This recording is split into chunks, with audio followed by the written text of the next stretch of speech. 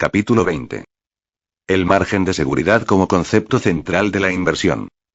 En la vieja leyenda los sabios acabaron reduciendo la historia de los asuntos humanos a una única frase. Esto también pasará. Al enfrentamos con un desafío similar para destilar el secreto de la inversión sensata en 3 palabras, nos atrevemos a proponer el lema margen de seguridad. Este es el hilo que recorre toda la exposición precedente sobre política de inversión, frecuentemente de manera explícita, y en ocasiones de una forma menos directa. Intentemos ahora, brevemente, exponer esa idea en forma de argumentación conectada. Todos los inversores expertos son conscientes de que el concepto de margen de seguridad es esencial para elegir unas obligaciones y unas acciones preferentes adecuadas. Por ejemplo, una empresa de ferrocarriles debería haber conseguido unos ingresos que cubriesen con creces 5 veces sus cargas fijas, antes de impuestos, durante una serie de años, para que sus obligaciones tuviesen categoría de títulos de nivel de inversión. Esta habilidad del pasado para obtener unos ingresos superiores a los intereses que deben desembolsar constituye el margen de seguridad con el que se cuenta para proteger al inversor frente a las pérdidas o a la inquietud en el supuesto de que se produzca algún tipo de declive en el futuro en los ingresos netos. El margen por encima de las cargas se puede denominar de otras cienas. Por ejemplo, en el porcentaje en el cual los ingresos de los beneficios pueden descender antes de que desaparezca el saldo positivo después del pago de intereses, pero la idea subyacente sigue siendo la misma. El inversor en obligaciones no espera que los futuros beneficios medios sean iguales que los del pasado. Si estuviese seguro de eso, el margen exigido podría ser pequeño. Tampoco se basa en medida alguna en su capacidad de juicio sobre si los beneficios futuros van a ser materialmente mejores o peores que en el pasado. Si lo hiciese, tendría que medir su margen en términos de una cuenta de ingresos cuidadosamente proyectada, en vez de destacar el margen que se puede apreciar en el historial pasado. En este caso, la función del margen de seguridad es, en esencia, la de hacer innecesaria una estimación exacta del futuro. Si el margen es grande, es más que suficiente para suponer que los futuros beneficios no quedarán por debajo de los del pasado, de modo que el inversor pueda sentirse suficientemente protegido frente a las vicisitudes del tiempo. El margen de seguridad de las obligaciones se puede calcular, alternativamente, comparando el valor total de la empresa con el importe de la deuda. Se podría realizar un cálculo similar para las acciones preferentes. Si una empresa adeuda $10 millones y su patrimonio está valorado en 30 millones, queda margen para una reducción de 2/3 de su valor, por lo menos en teoría, antes de que los tenedores de obligaciones sufran pérdidas. El importe de este valor extraordinario colchón, por encima de la deuda, se puede calcular aproximadamente utilizando la cotización media de mercado de las acciones ordinarias durante una serie de años. Como la cotización media de las acciones suele estar relacionada con la capacidad media de generación de beneficios, el margen de valor de empresa respecto de la deuda y el margen de beneficios sobre las cargas en la mayor parte de los casos serán similares. Esto es lo que se puede decir sobre el concepto de margen de seguridad aplicable a las inversiones de renta fija. ¿Se puede trasladar el concepto al campo de las acciones ordinarias? Sí, pero con algunas modificaciones imprescindibles. Hay casos en los que las acciones ordinarias podrían considerarse adecuadas porque disfrutan de un margen de seguridad tan grande como el de una buena obligación. Esto ocurrirá, por ejemplo, cuando una empresa tenga en circulación únicamente acciones ordinarias que en condiciones de depresión se vendan por un importe inferior al de las obligaciones que podrían emitirse con seguridad con cargo a su patrimonio y su capacidad de generación de beneficio. Esa fue la situación de numerosas empresas industriales fuertemente financiadas en los niveles de cotización deprimidos que se dieron en 1932-1933. En esos casos, el inversor puede obtener el margen de seguridad relacionado con las obligaciones, más todas las probabilidades de conseguir una mayor renta y apreciación del principal inherentes a las acciones ordinarias. Lo único de lo que carecerá es de la capacidad jurídica de insistir en los pagos de dividendos porque si no, pero este es un pequeño inconveniente en comparación con las ventajas. Las acciones ordinarias compradas en tales circunstancias ofrecerán una combinación ideal, aunque infrecuente, de seguridad y oportunidad de conseguir beneficios. Como ejemplo relativamente reciente de estas situaciones, volveremos a mencionar una vez más el caso de las acciones de National Presto Industries, cuya cotización arrojaba un valor total de la empresa de $43 millones en 1972. Con sus 16 millones de beneficios antes de impuestos recientemente declarados, la empresa podría haber ofrecido respaldo cómodamente a esa cantidad de obligaciones. En las acciones ordinarias adquiridas a modo de inversión en condiciones normales de mercado, la existencia de un margen de seguridad depende de que exista una capacidad de generación de beneficios esperada que sea considerablemente superior al tipo vigente de las obligaciones. En ediciones anteriores hemos aclarado esta cuestión con las siguientes cifras. Supongamos, en un caso típico, que la capacidad de generación de beneficios es del 9% sobre la cotización y que el tipo de interés vigente de las obligaciones es del 4%. En tal caso, el comprador de acciones tendrá un margen medio anual del 5% que se devengará a su favor.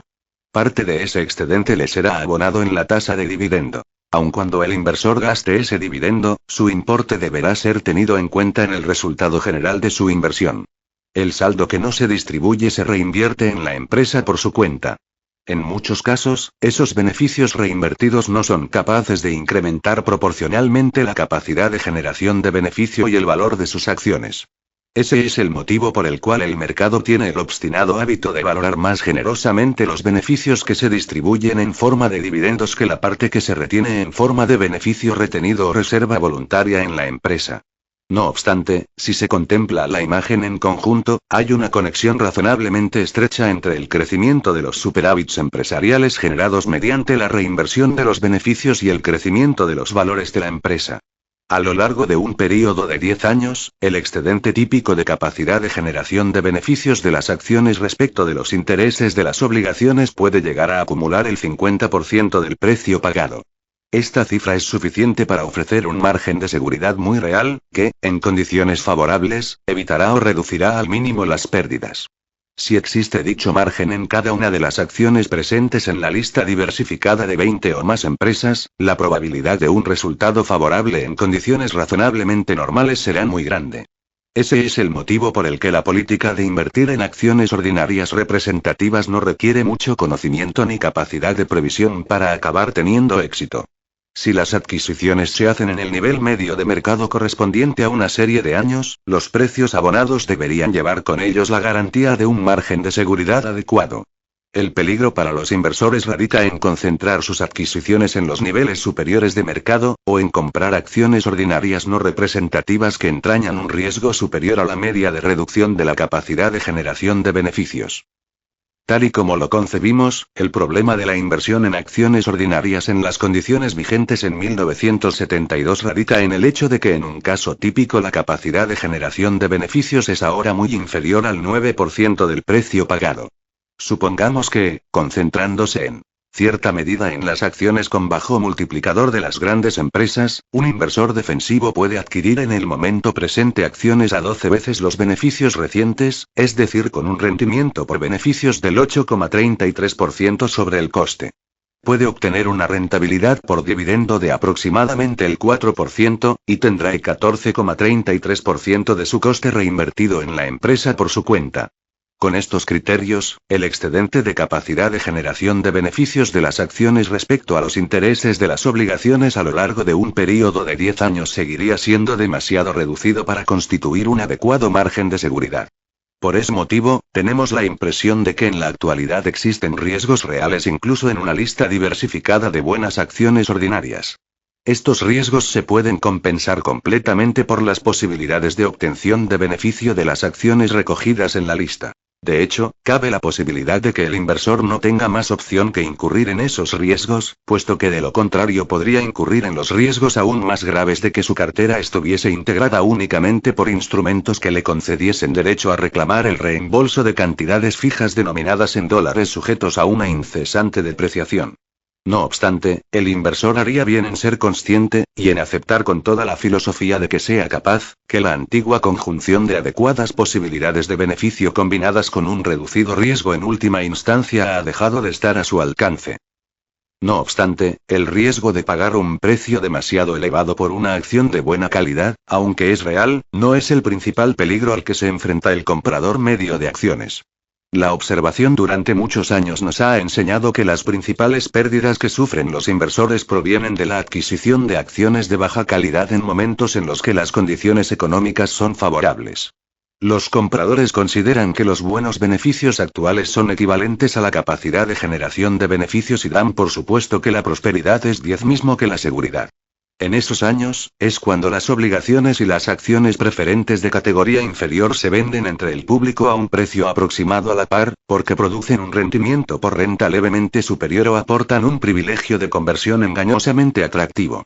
También suele ser en esos momentos cuando las acciones de empresas desconocidas salen a bolsa a precios muy superiores a los de sus inversiones tangibles, apoyándose en la solidez de 2 o 3 años de excelente crecimiento.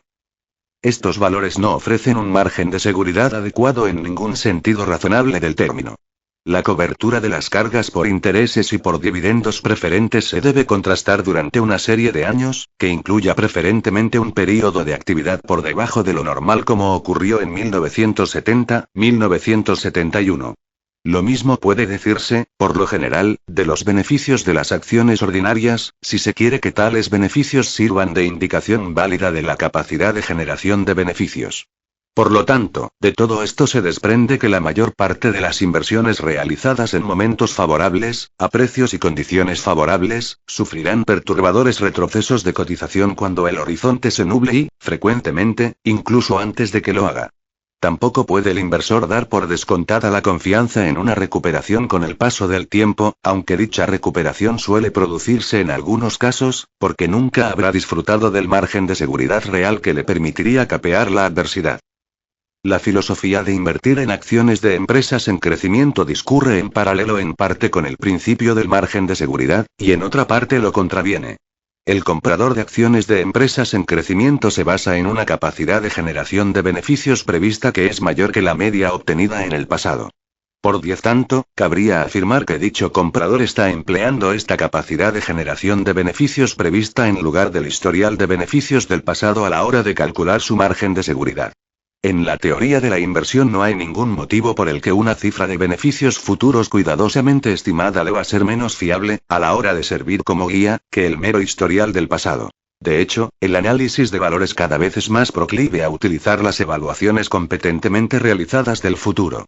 Por tanto, el método de las acciones de empresas en crecimiento puede ofrecer un margen de seguridad tan fiable como el que se encuentra en las inversiones en empresas ordinarias, siempre y cuando el cálculo del futuro se realice con arreglo a criterios conservadores, y siempre y cuando, además, de dichos cálculos se desprenda un satisfactorio margen en relación con el precio pagado.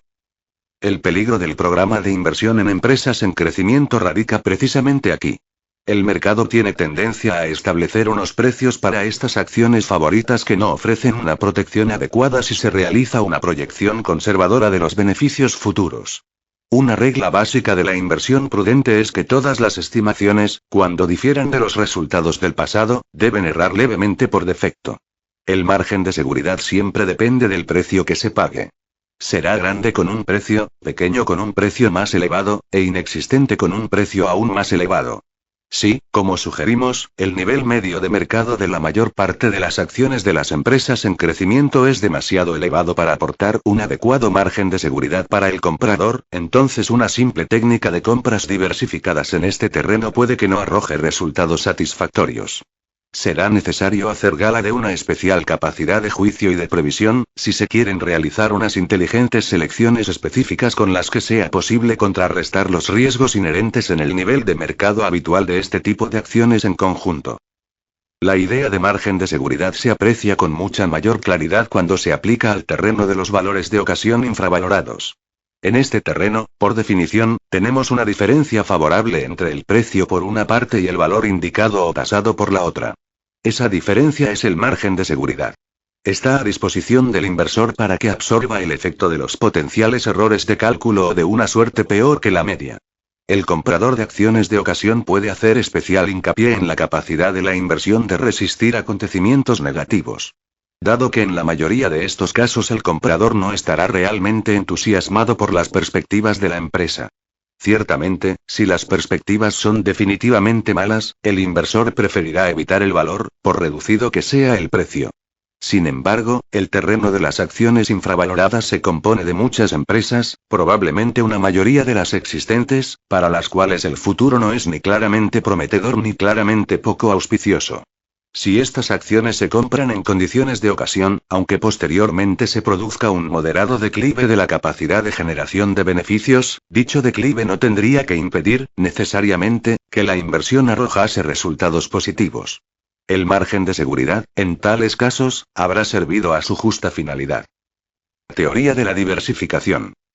Existe una estrecha conexión lógica entre el concepto de margen de seguridad y el principio de diversificación. Uno es correlativo con el otro. Incluso con un margen a favor del inversor, una acción individual puede tener malos resultados. Con el margen lo único que se garantiza es que existen más probabilidades de beneficio que de pérdida, no que la pérdida sea imposible. Sin embargo, a medida que aumenta el número de valores de ese tipo presentes en la cartera, mayor será la certeza con la que se podrá afirmar que el conjunto de los beneficios serán mayores que el conjunto de las pérdidas. Este es el sencillo principio en el que se basa la actividad empresarial de los seguros y reaseguros. La diversificación es un principio establecido de la inversión conservadora. Al aceptarla de manera tan universal, los inversores están demostrando que aceptan el principio del margen de seguridad, del cual la diversificación es complementaria. La cuestión podría explicarse de una manera más colorista si establecemos una analogía con la aritmética de la ruleta. Si alguien apuesta $1 a un único número, recibirá un beneficio de $35 si gana, pero las probabilidades son de 37 a 1 de que pierda.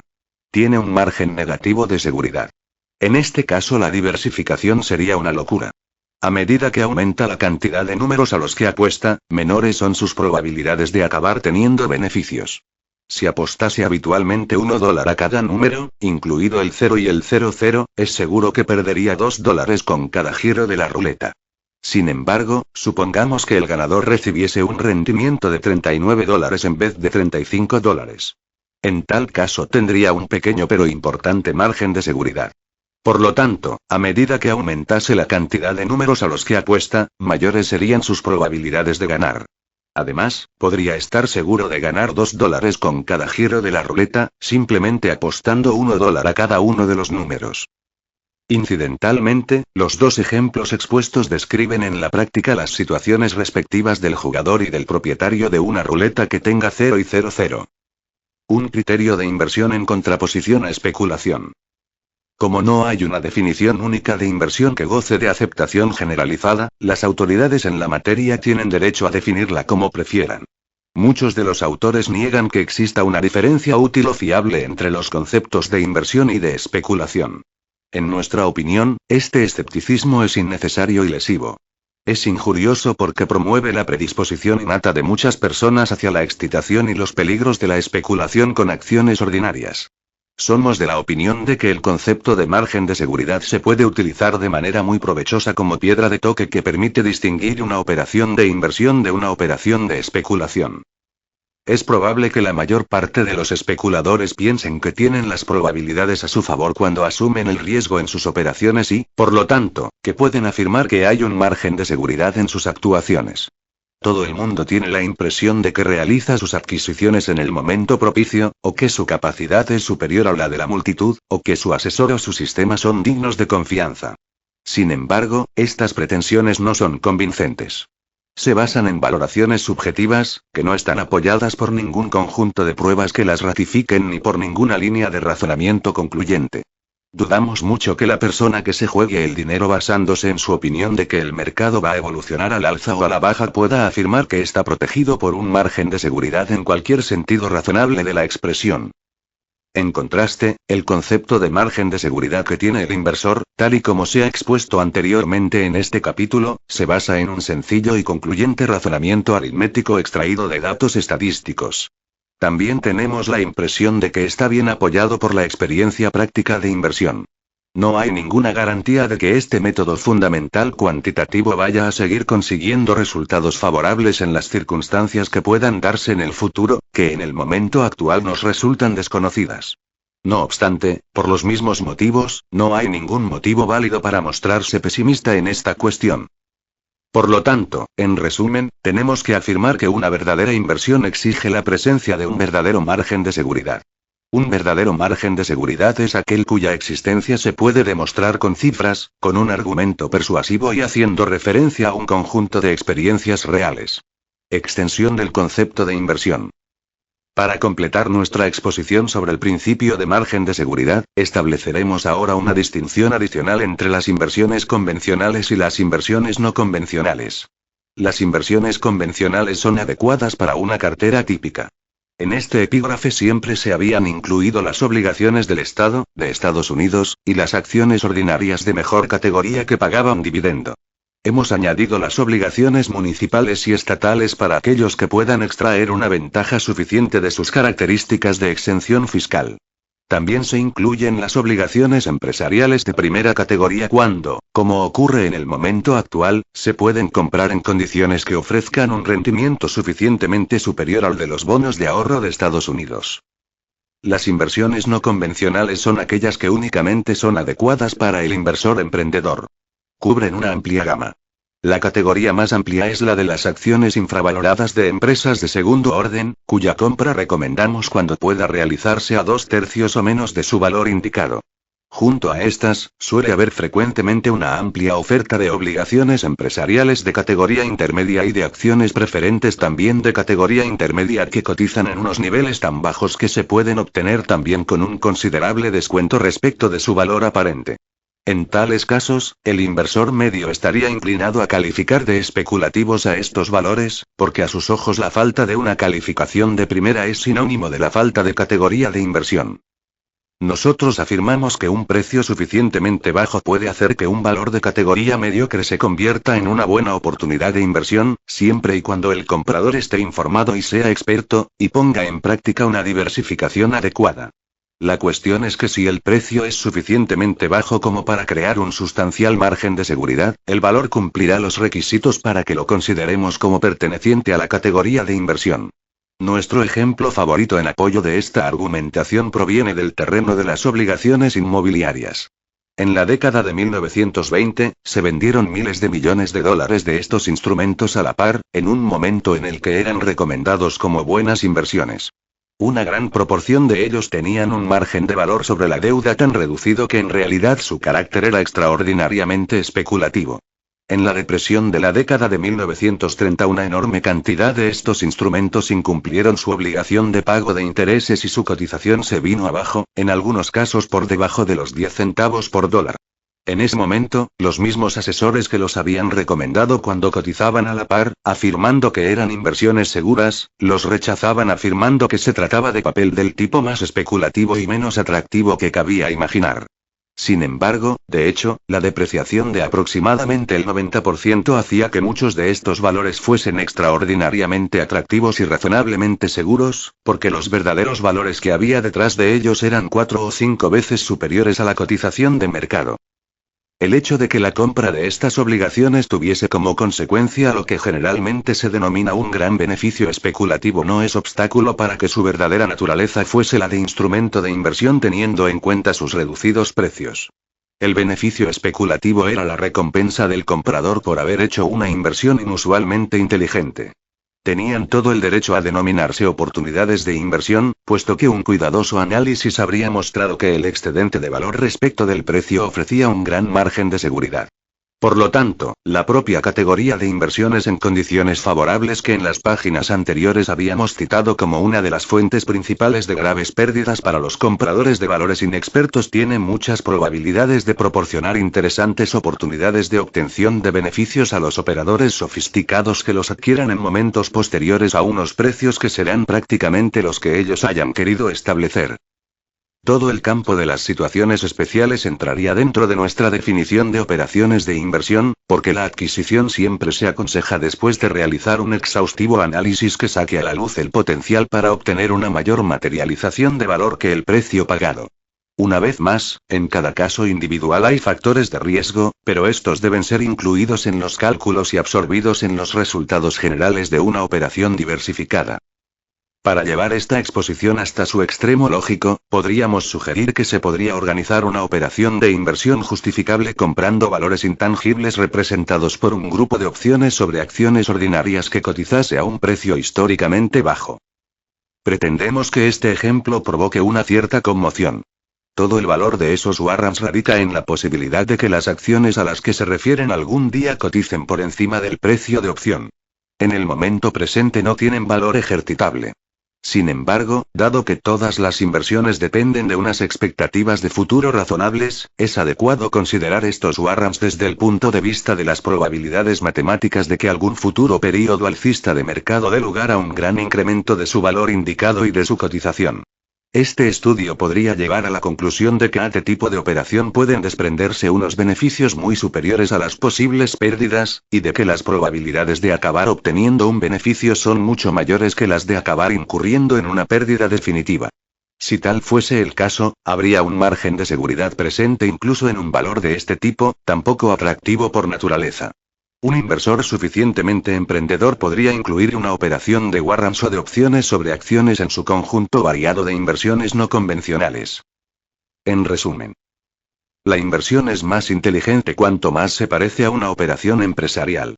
Es sorprendente ver cuántos empresarios tremendamente capaces tratan de operar en Wall Street desentendiéndose de todos los principios de sensatez con los que han conseguido el éxito en sus propias empresas.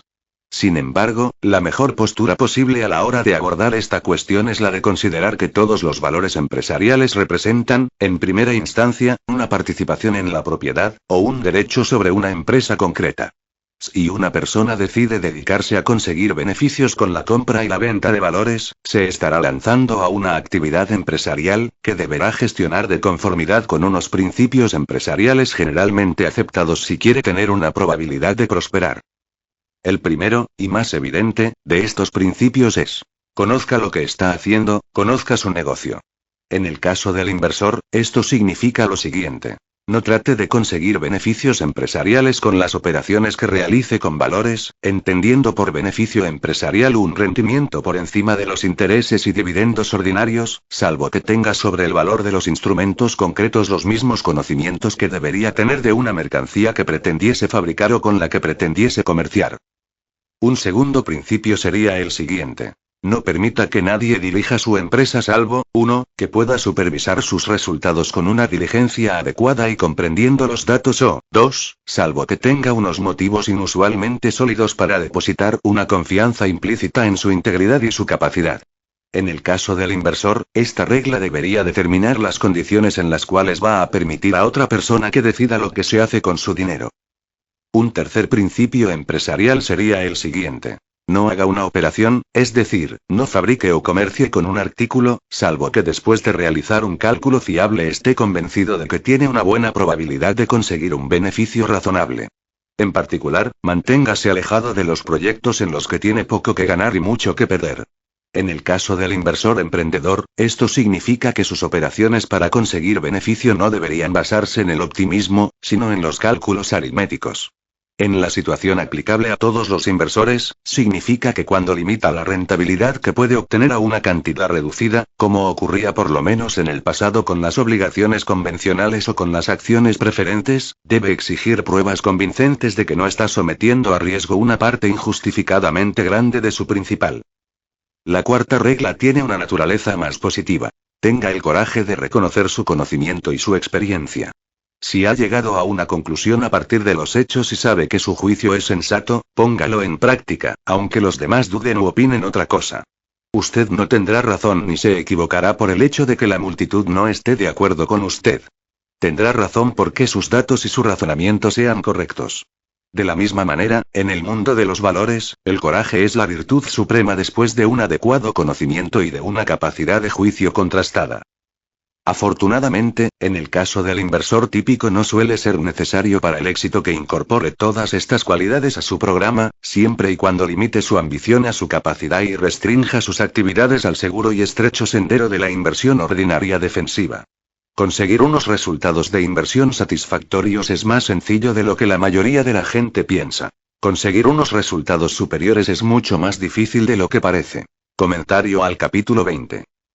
Si no nos anticipamos a los imprevistos, si no esperamos lo inesperado en un universo de infinitas posibilidades, estamos a merced de cualquiera y de cualquier cosa que no pueda ser etiquetada, programada o clasificada. Agente Fox Mulder, expediente 10. Para empezar, no pierda. ¿Qué es el riesgo? Las respuestas serán diferentes dependiendo de a quién, y cuándo, le formule la pregunta. En 1999 el riesgo no significaba perder dinero. Significaba ganar menos dinero que otra persona. Lo que les daba miedo a las personas era tropezarse con alguien en una barbacoa y descubrir que esa persona se estaba haciendo más rica más rápidamente haciendo operaciones intradía con empresas.com aún más deprisa que ellas. Después, súbitamente, en el año 2003 riesgo pasó a significar que el mercado de valores siguiese cayendo hasta acabar con cualquier traza de riqueza que todavía le quedase. Aunque su significado pueda parecer tan volátil y fluctuante como los propios mercados financieros, el riesgo tiene atributos profundos y permanentes. Las personas que hacen las mayores apuestas y consiguen las mayores ganancias durante los períodos aún alcistas de mercado son casi siempre las mismas que sufren las peores pérdidas en los períodos bajistas de mercado que inevitablemente siguen a los primeros. Tener razón hace que los especuladores estén cada vez más dispuestos a asumir una mayor cantidad de riesgo, a medida que su confianza se va desbordando. Y después de haber perdido grandes cantidades de dinero, se hace necesario apostar aún más para volver al lugar de partida, como ocurre con los jugadores de casino o de hipódromo que se lo juegan al todo o nada después de cada apuesta fallida. Salvo que tenga una suerte extraordinaria, esa es una receta para el desastre. No es sorprendente que cuando se le pidió que resumiese todo lo que había aprendido durante su prolongada carrera sobre la forma de hacerse rico, el legendario financiero J.K. Klingenstein, de Wertheimito respondiese sencillamente: no perder. El siguiente gráfico muestra lo que quería decir. Perder algo de dinero es parte inevitable de las actividades de inversión, y no hay nada que se pueda hacer para evitarlo. Sin embargo, para ser un inversor inteligente es necesario asumir la responsabilidad de asegurarse que nunca se pierda la mayoría o la totalidad de su dinero. La diosa hindú de la fortuna, Lakshmi, suele aparecer representada de pie, de puntillas, preparada para salir corriendo en cuanto se parpalee. Para mantenerla simbólicamente en su sitio, algunos de los devotos de Lakshmi atan su estatua con tiras de tejido o clavan sus pies al suelo. Para el inversor inteligente, el margen de seguridad de Graham desempeña una función similar. Al negarse a pagar demasiado por una inversión, se reducen al mínimo las probabilidades de que su patrimonio desaparezca o se destruya súbitamente. Piense en este ejemplo. Durante los 4 trimestres que concluyeron en diciembre de 1999, JDS Unipace Corp., la empresa de fibra óptica, generó $673 millones en ventas netas, con las que sufrió una pérdida de $313 millones. Sus activos tangibles ascendían a $1.500 millones. Sin embargo, el 7 de marzo de 2000, las acciones de JDS Unipace alcanzaron los $153 por acción, lo que arrojaba para la empresa un valor total de mercado de aproximadamente $143.000 millones. En aquel preciso momento, al igual que la mayoría de las acciones de empresas de la nueva era, se vino abajo. Cualquiera que hubiese comprado acciones aquel día y las hubiera mantenido hasta finales del año 2002 tuvo que hacer frente a las perspectivas indicadas en la figura 20.2. Incluso con una sólida tasa de rendimiento anual del 10%, se necesitarían más de 43 años para volver a recuperar el nivel en el que se compró esta acción sobrevalorada. El riesgo no está en nuestras acciones, sino en nosotros. El riesgo existe en otra dimensión. Dentro de usted. Si sobreestima todo lo que sabe realmente sobre las inversiones, o sobreestima su capacidad para superar un desplome temporal de los precios, no importa cuál sea la composición de su cartera o cuál sea la evolución del mercado. En última instancia, el riesgo financiero no reside en los tipos de inversión que tenga en cartera, sino en el tipo de inversor que sea usted.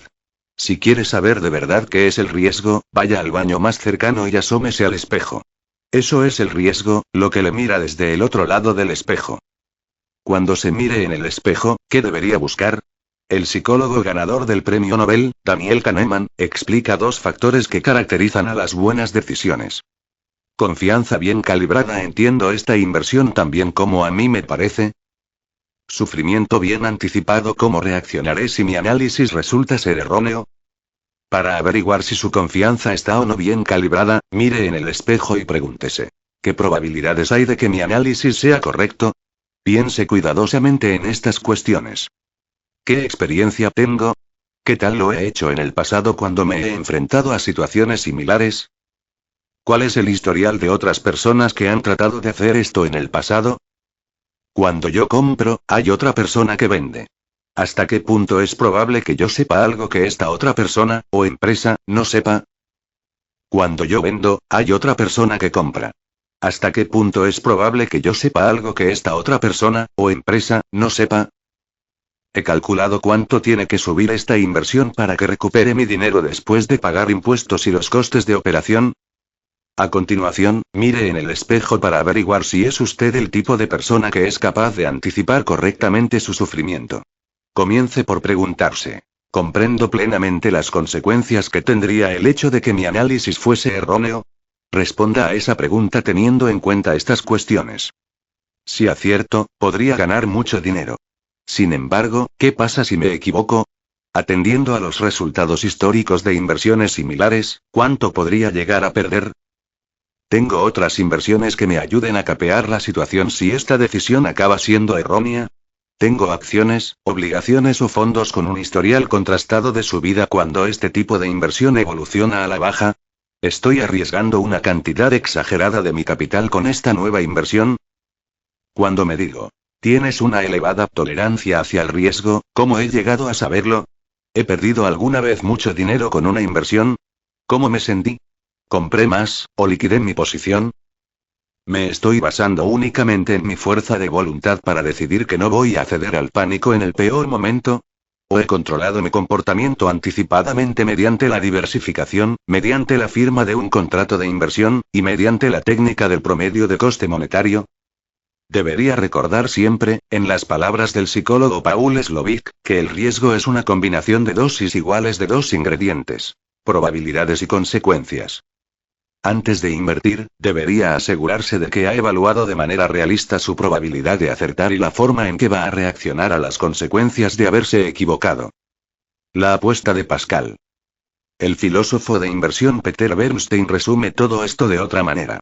Se remonta a Blaise Pascal, el gran matemático y teólogo francés, 1623-1662, que creó un experimento de reflexión según el cual un agnóstico debía apostar sobre si Dios existía o no. Lo que debe poner en juego esta persona para realizar la apuesta es su conducta en la vida. El premio definitivo de la apuesta es el destino de su alma después de la muerte. En esta apuesta, afirma Pascal, la razón no puede decidir la probabilidad de la existencia de Dios. Dios existe o no existe, y únicamente la fe, que no la razón, puede dar respuesta a esa pregunta. Sin embargo, mientras que las probabilidades en la apuesta de Pascal son las mismas que cuando se arroja una moneda al aire, las consecuencias son absolutamente claras e indiscutiblemente ciertas. Como explica Bernstein. Supongamos que actúa usted como si Dios existe y usted vive de manera virtuosa, en abstinencia, cuando en realidad no hay Dios. Habrá renunciado a algunas cosas buenas de la vida, pero también habrá tenido recompensas. Por el contrario, supongamos que actúa usted como si Dios no existiese y vive una vida de pecado, egoísmo y lujuria cuando en realidad Dios existe. Es posible que se haya divertido y que haya tenido grandes emociones a lo largo de la relativamente breve duración de su vida, pero cuando el día del juicio final llegue, estará usted metido en un tremendo aprieto. Bernstein llega a la siguiente conclusión. A la hora de adoptar decisiones en condiciones de incertidumbre, las consecuencias deben dominar a las probabilidades. Nunca sabemos lo que va a pasar en el futuro. Por lo tanto, al igual que le ha recordado Graham en todos los capítulos de este libro, el inversor inteligente debe centrarse no solo en conseguir que el análisis sea correcto.